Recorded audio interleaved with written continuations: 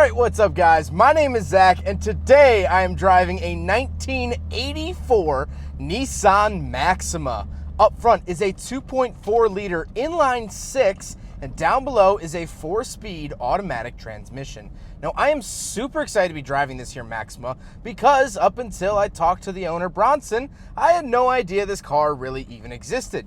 I hadn't seen one before, or if I had, I didn't know what I was looking at. But today I'm driving an 84 Maxima and I'm very excited to share that with you today.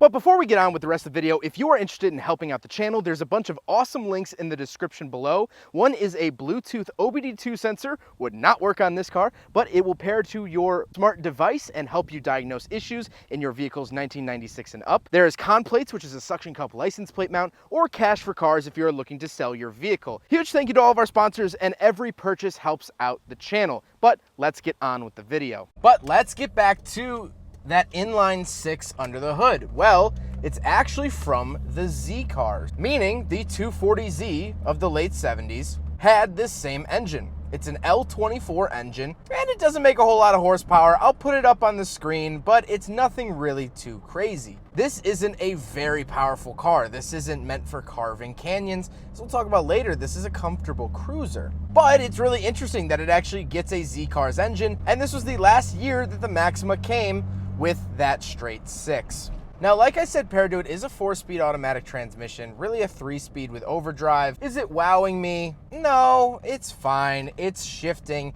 For an 80s transmission, that's all I can really ask for, is that it's still present today. Last but not least, the Maxima actually is rear wheel drive. That's right, this was also the final generation of the Maxima to get rear wheel drive. So it's a rear wheel drive straight 6 sedan. And yes, this car actually was originally sold here in America. This is not a JDM import. This isn't like a Brazilian import or anything like that. This is a USDM car. I couldn't believe it either. With that out of the way, let's talk about the interior because there's some really quirky features in here. Well, in front of me, I have digital gauges. Yes, digital gauges from Nissan, absolutely fantastic. I love Nissan's digital gauges, especially in the Z car.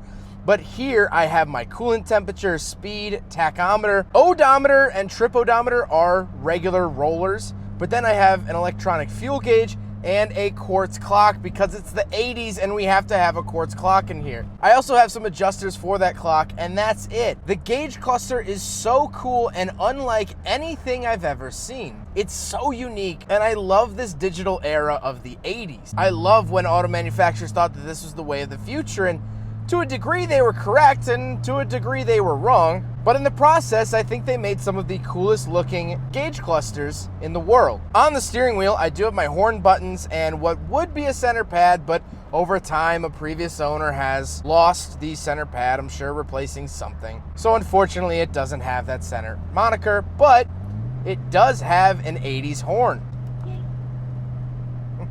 To the left of me, I actually do have my mirror adjustment switches up on the dash, which is very nice.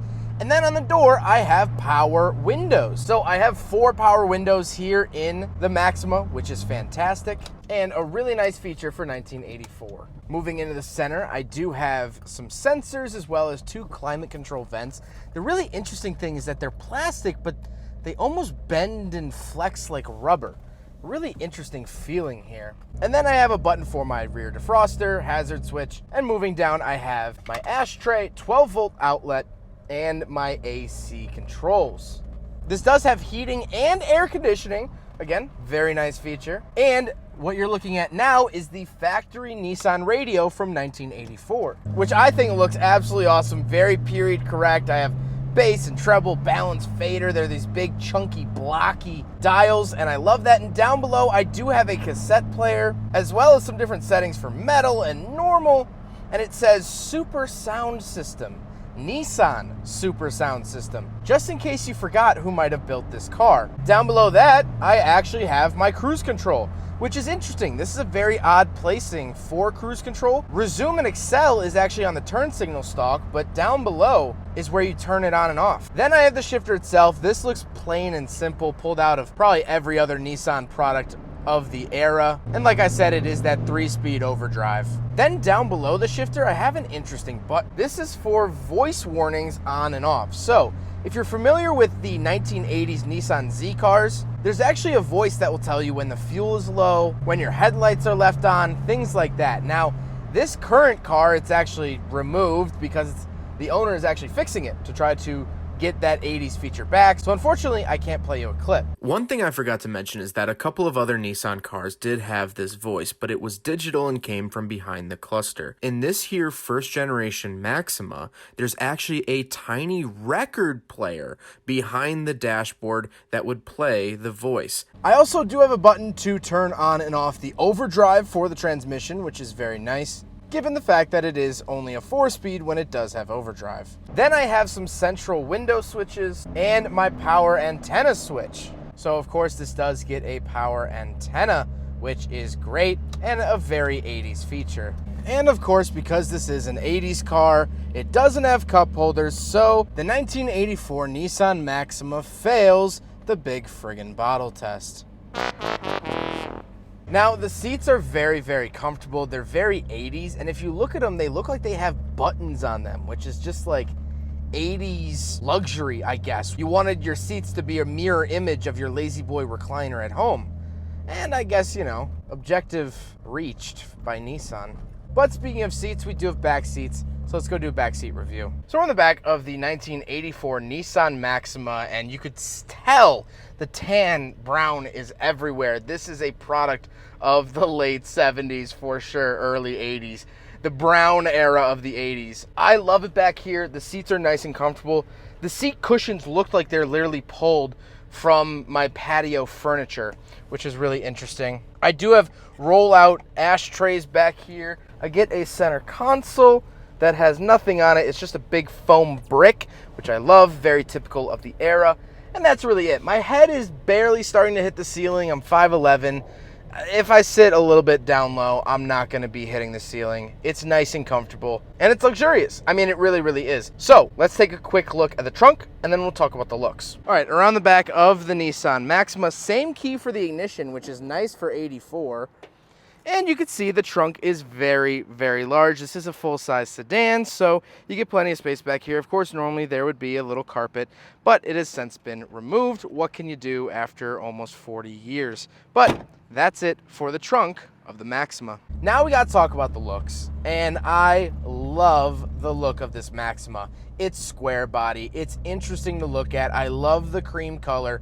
Super, super 80s. And there's just no denying how cool and simple and clean this car looks. Yes, it does have a little bit of front end damage, but I think it's just such a cool looking car for the era. And so now let's get to my final thoughts here on the 1984 Nissan Maxima. Well, I think this car is ridiculously interesting. First of all, I don't see these ever. I have not seen one or spent much time with one until today. And that's a shame because these really are really nice cars. This is a luxury car. This is before Nissan had its Infiniti division where it would pour all of its luxury assets. Look at the hood emblem. What basic economy car has that? Look at the seats in here, the leather, the materials, the Nissan Super sound system. It rides like how you would want a car to ride. It drives beautifully for having 138,000 miles on it. And for its age, it's simple, it's delicate, it's rich, it's luxurious. And I love driving this car. I'm really falling for old Nissans. It's a glitch in the Matrix being a Mazda fanboy, but man, I love these things. They just drive so well. They're unique, they're different, and they just bring a smile to my face. No, I'm not carving the Blue Ridge Parkway right now, which I can actually see up in the hills in front of me. I'm taking a leisurely stroll through a neighborhood probably built in the 80s. I'm comfortable, I'm relaxed, and I'm smiling. And some days you can't ask for much more than that. Well, I hope you guys enjoyed the video. Huge thank you to Bronson for letting me take out his Nissan Maxima from 1984. This is just such a cool car. He actually very recently picked it up. He hasn't even had it a week at the time of filming this video, so I appreciate him letting me film it so soon. But I hope you guys enjoyed the video. Don't forget to rate the video, comment on the video, and subscribe if you really liked it. Take care, guys.